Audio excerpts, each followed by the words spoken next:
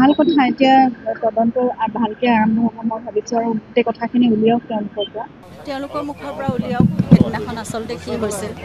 আমি সকলোৱে জানিব বিচাৰি আছোঁ ইমান দিন ধৰি আৰু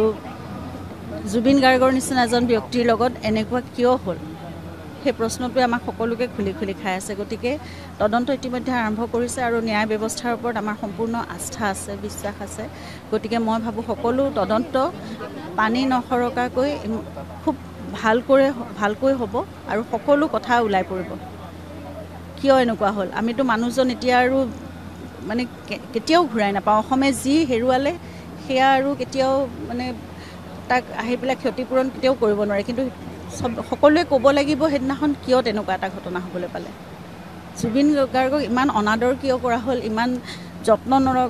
নোলোৱাকৈ সেইদিনাখন ইমান কিয় নেগলেক্ট কৰা হ'ল আমাৰ সম্পূৰ্ণ আস্থা আছে ন্যায় ব্যৱস্থাৰ ওপৰত চৰকাৰৰ ওপৰত অসম আৰক্ষীৰ ওপৰত সকলোৰে ওপৰত আমাৰ গোটেই ছিষ্টেমটোৰ ওপৰত আমাৰ আস্থা আছে আৰু আমি সেই ন্যায় পাম বুলি আমি অতি শীঘ্ৰে পাম বুলি আমি বিশ্বাস কৰোঁ